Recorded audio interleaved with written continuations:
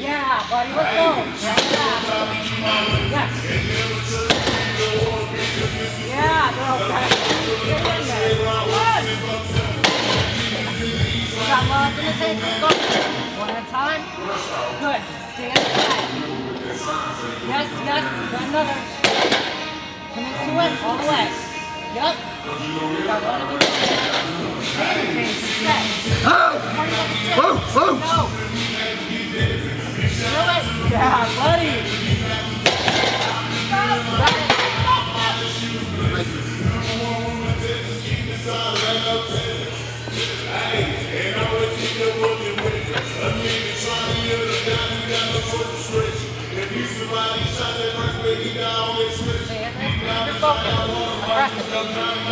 You got one. On the floor. Another sticking point.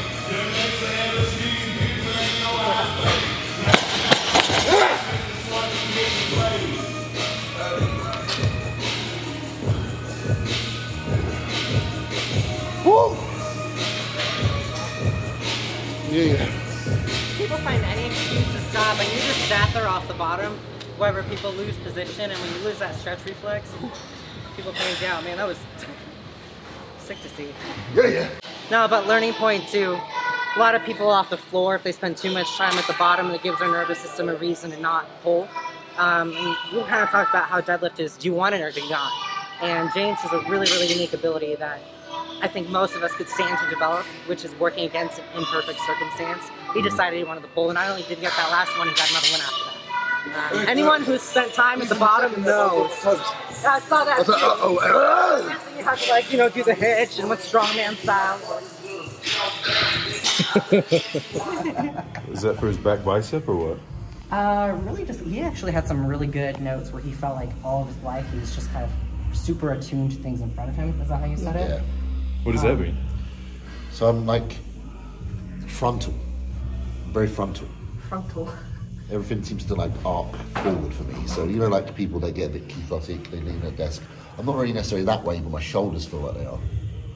So everything feels more pronounced on the front than at the back. I'm very aware of how my shoulders feel front on rather than the back. I have more sensation in the front. This is something actually I just talked about this on podcast with Justin, is that the longer you train and the more you're doing pressing movements and things like that, your body and your brain, your nervous system just become very tuned to the weight that's in front of you, rather than the muscles on the back half of your body. So a lot of times people with shoulder issues, people have a hard time kind of opening up or just get really tight. You just kind of recalibrate their nervous systems, proprioceptive with awareness of, can they feel their backside? Exactly. That's what he told me in Exactly the what she said. För de ligger också där. Och sen om man vill ha det sen på I think we should pour this one. eftersom vi har så mycket folk som har för det så känns det som att det är lika bra att blanda själva. Want a little boost? Is that stem or non-stem? This is actually carbohydrate. So this is fuel. I'm just a moth to your flame.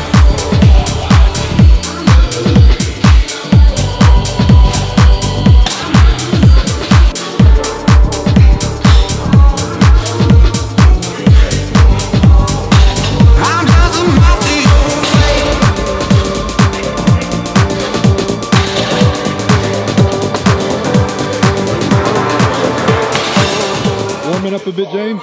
Warming up. I haven't deadlifted in a while. So it's I haven't deadlifted in a while, and I haven't deadlifted not at home for a while. So it'll be fun to see how it goes. But I'm in good company, so you know, how much you lift is kind of important, yes. But today I reckon I could probably learn a thing or two about how to pull more appropriately and get more out of it, because I'm just going to watch her. I'm a physical therapist, but people assume that if you're a PT, you're like kind of a nerd, like you don't actually train really hard. I'm kind of the opposite. I train really hard and I break myself, and I get really good at fixing myself and other people who train really hard, but I don't have perfect patterns. Don't watch me pull. But you love deadlifting, yeah? I mean, why would you do anything else? It's a bigger question.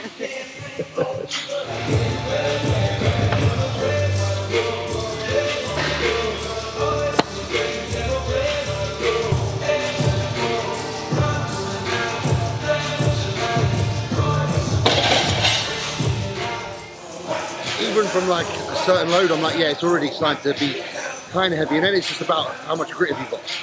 100%. So it's like the weight doesn't feel light for very long, but then it comes down to your mental fortitude. 100%. Are you willing to pull it or not? Yeah. And some days I won't lie, like I'm uncomfortable, and I'm like, you know what? Today ain't gonna be one of them days where I go crazy. But there's other days where I'm like, no, fuck this. We're going all in. Yeah. But I feel all right. It almost feels better the more. You don't know how you feel until you lift heavy. Yeah.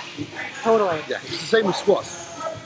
On the way up, you can be on like a 3 plate aside kind of set and be like, knees don't feel great. Put a bit more load on there. So I know if your fluid's starting to, you know, get around a little bit. But actually I feel all right now. My back's starting to get warm. 5 plates. Fuck me, that was easy. Like, it's so dependent on each round. You won't know how you feel till you get to the weight. I feel like that's a lot of what holds people back from progressing on their deadlift. Because that's the point, it's like, it doesn't matter what it is. It's like, what's your best pull? Something really heavy.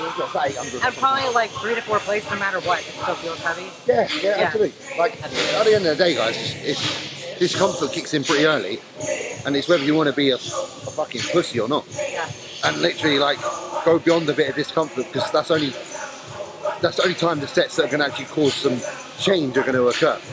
So, you know, it's that whole cheesy saying, get comfortable being uncomfortable, but it is true. That shouldn't feel comfortable. If it's comfortable, it's too light.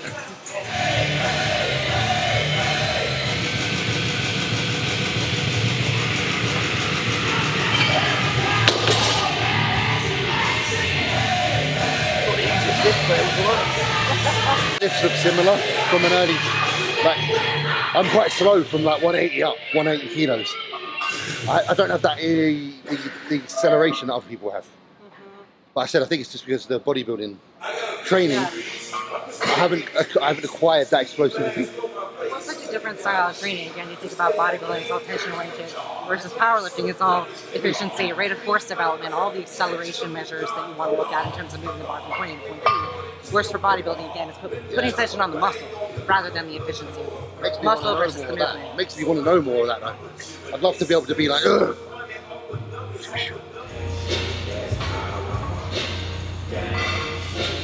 I'm sipping my water with that.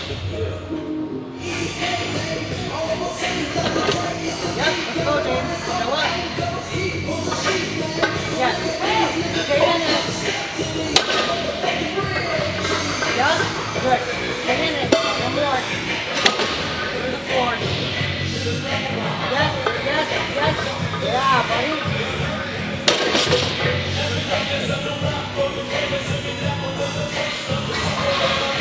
It's not a bad starting point. Yeah. Like I always look at like, I think that's 660 or whatever it is. And was like, if I can come in from not doing it as a regular movement and still pull it for a few, let's hope that if I start training it, it can go up a little bit. It's almost like as you go through different training blocks, as long as your baseline is elevating, strength is always going to come. Yeah. So like I say, I think it's just a grip and rip thing. Like what happens is the longer you do deadlift for, the more you get accustomed to that sensation of strain, the strain that you feel in that kind of rep, and the more it becomes normal to do another one. So I don't necessarily think it gets necessarily easier.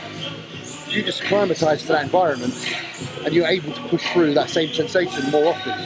Because I think those 3 reps, if I was trained for this, I don't think those 3 would ever feel much easier than that. But it's just my endurance in that place would be better. 100%. You know? Yeah. So every rep would still feel heavy, but it's like, oh, but I'm more, there's more juice in the barrel. Yeah. Almost like staying in that set with that level of strain, that's a skill. Yeah. And that skill has to be developed both acutely and chronically. Yeah, that's definitely something you have to, that takes some period of time. Yeah. For sure. So like, you know, you take, whatever, that's like a, you know, 3 reps. You hope, you know, you hope to take that up to like a 6 rep set. You can't expect to just come in next week and do that. Like you have to, it's that pyramid program, you know, you have to come in and strategically plan how you're going to increase your strength and your potentiation on this. So, yeah. So I haven't deadlifted in a minute. I'm going to take 405. My previous best of 405 was 405 for 11. The week after that I hit 425 for 8, and then after that 445 for 6. I really would love that elusive 12th rep with 405 today, but I'm not acclimated like James was talking about. Staying in that set, not only from a mechanics perspective, but from a breath perception, from a perception of effort, that's a totally different skill. Staying in a set of, you know, 8 to 12 plus deadlifts is, you really need to acclimate to that. So we'll see what I do today, but you can't pass off a chance to pull one James this year. So. Yes, let's get moving. Good, easy. Yes, good, good. Yes, and again, come on, come on, easy. Let's keep working. Come on, there's more there. No slacking, come on. Get them up. And again, come on, keep working. Today's the fucking day, come on. Come on, and again, keep working. Keep working. We can do this, come on. Got it. Go, Danny!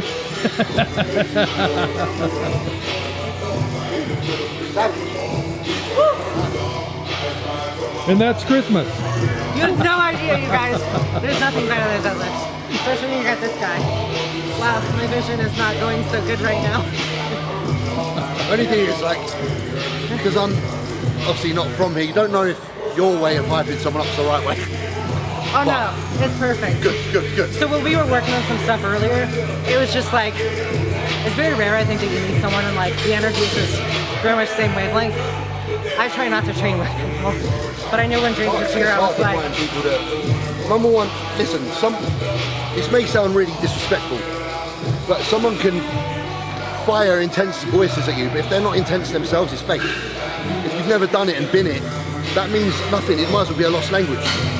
Whereas when you're someone like yourself, like Dani, who fucking knows how to get under the bar and really fucking rip it, when she's in my ear, I know that she's been to hell and back. Under a bar, pulling a bar, pushing a bar. That's authentic. And authenticity is the most important thing in training. So when you're hearing me scream at her, that's coming from me squatting 8 plates in the past, pulling 7, 8 plates in the past. That shit's not fake.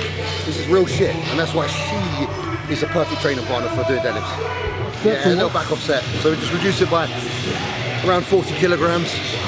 And just give it some effort. I'm not too concerned with the amount of reps.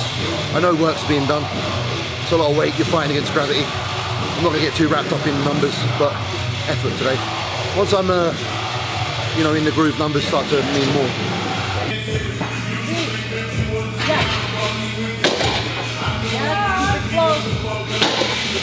Yeah, buddy, let's go. Yes. Yeah, girl. Get in there. Good. You got lots in the tank. Go. One at a time. Good. Stand tight. Yes, yes. Another. Come into it all the way. Yep. You got one of these. Set. Oh! Oh! Oh! No. Yeah, buddy!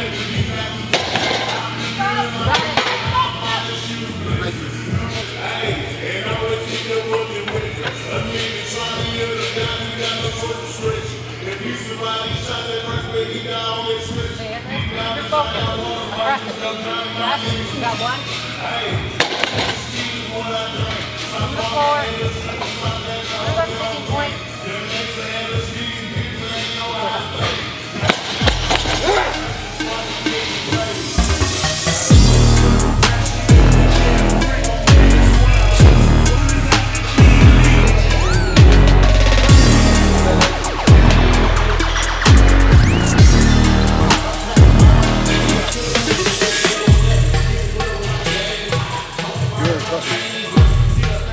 One of the things we looked at today, we did just a little bit of PT before, and James was talking about how his left lat tends to get just a little bit tighter. And I won't get into why that happens, but I'd be interested to see how it feels today. It feels pretty even on there. Normally when I first start doing back, immediately I would have a tightness in my left armpit, kind of under where the lat is.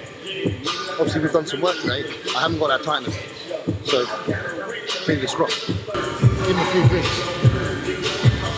Yeah. Nice.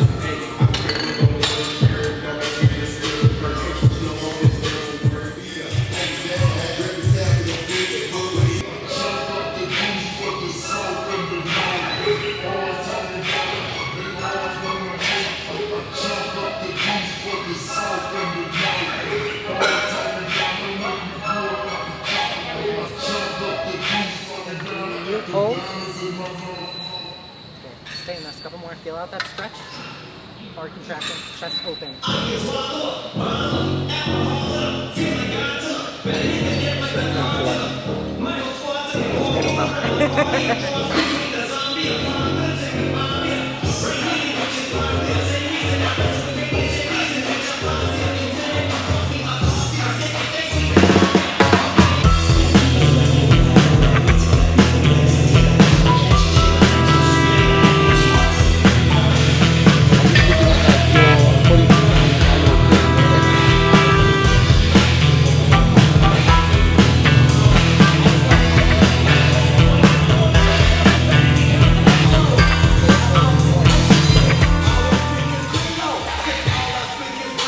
Down, James. That's it. Better.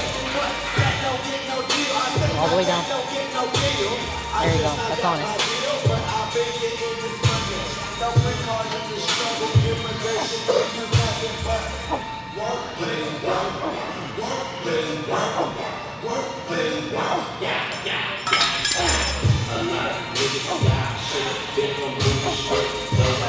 Yep. Stay in it. Hold that. Couple more. All the way. Fully short. Yes. Yes.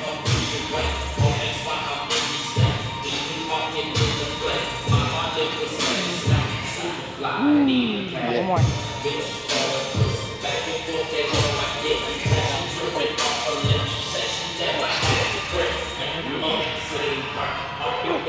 Oh yeah. Should maybe work that one.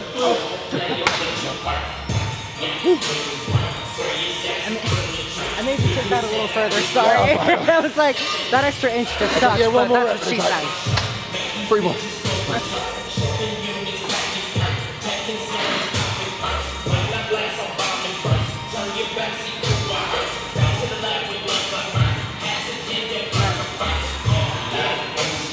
All the way short. There you go.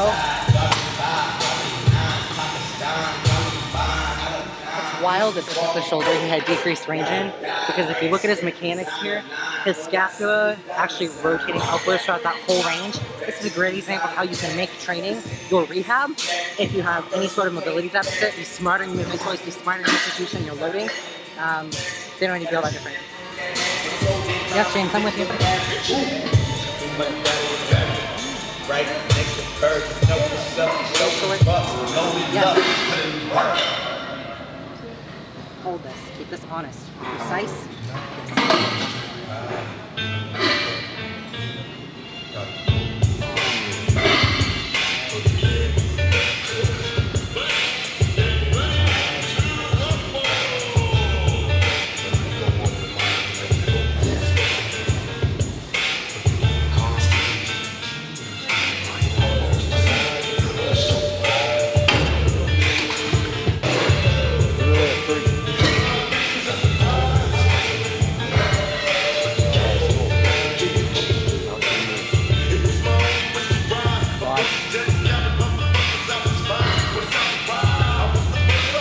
Good.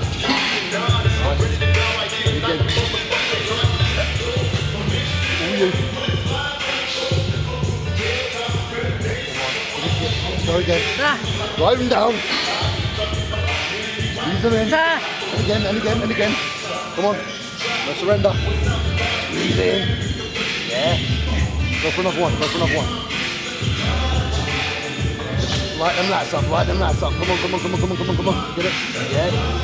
Just go for one more. Just the one. Just the one. Drive now. Come on. Yeah. Back. Oh. Good.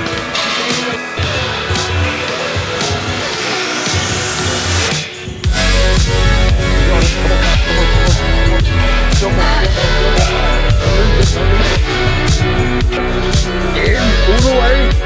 One more now. Last rep.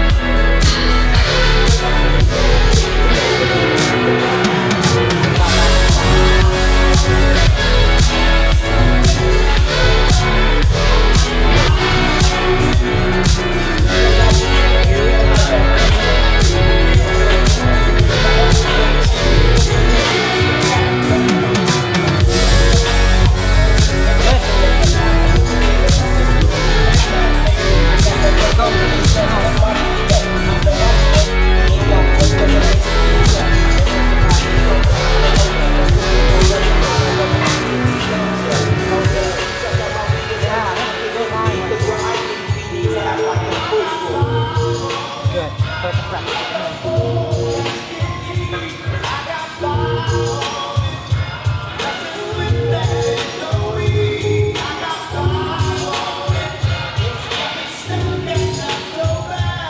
Yeah, stay in this, James. It's just starting to count. Get after this. Come on, get that fire back. Let's go. All the way through it. Good. Hold it. Yeah.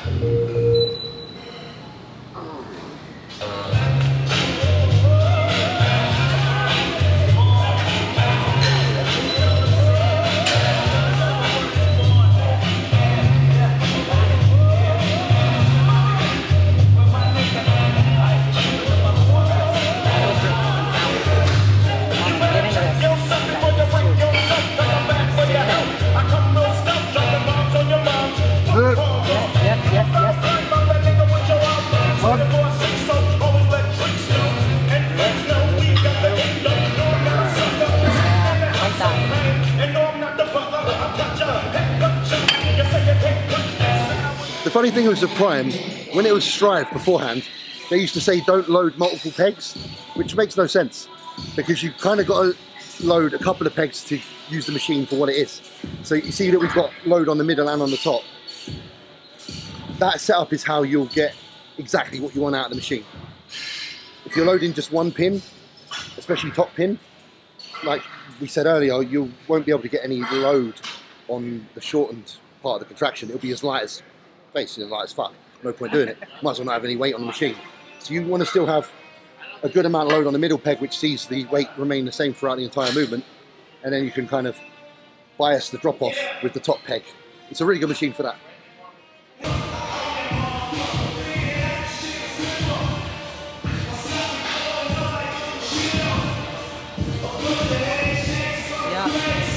Come on, let him stretch all the way. Pull it apart. Good. Full stretch. Yes.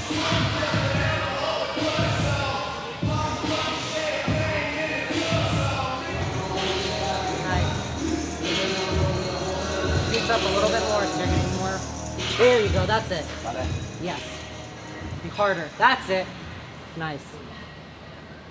Good, really good. So he's getting a little rounding here now, which allows his rib cage and shoulder blades to start moving and expanding. If he can expand, he can contract. Yes. Couple more, James. Yep. Think about that back double every rep. Yeah. Couple partials if you want them. Right in that lengthened position. Keep that curve. Good. Yes. Yup. Yeah. Cool.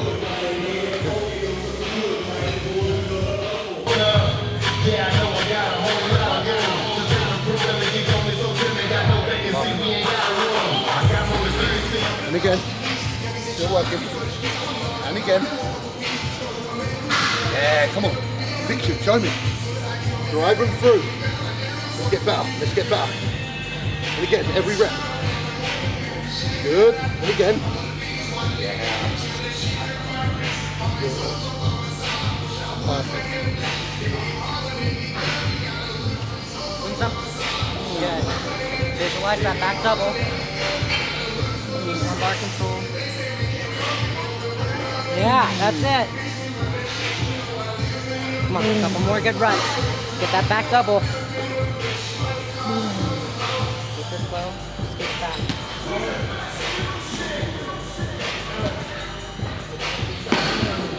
So when he scoots back, he actually gets better activation here. A lot of people stay too far forward and they end up just shrugging the weight up. Oh, that's where you know, but like, you didn't actually, you can see the weakness. You can see the weakness in my strength in that particular area. Does that feel any different than? As soon as I sat with my hips tight to that and lower, Yeah. it went. Yeah. Like I said to Danny, I'm very used to forcing myself to pull from the floor with as little recruitment from anywhere but my lower back. Because I purposely started doing a thickness SDL, which isn't really an SDL, but it biases a lot of back. But it's because I really wanted to get stronger, just like leaning and pulling with literally my erectors, which again sounds kind of against the rules of how you should lift, because it is technically, you're not exactly making it easy for yourself. You're not sharing the load, but I was particularly trying to force development on the erectors, so therefore I was like, let's cut everything else out as much as possible and force as much load on them bad boys as I can. But it's made me program that way to do everything like that now. So I need to like somehow unsubscribe to that kind of method. Unsubscribe.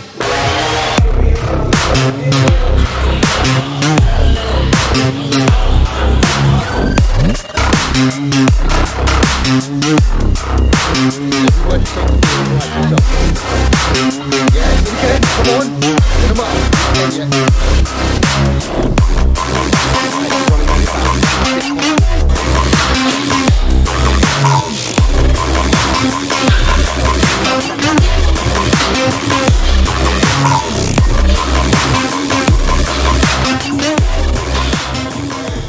Being able to see someone and make this kind of adjustment within a training session is pretty cool. Even for the pros. That's why I use videos. These are great. Yes, yes. Keep your positions with intent.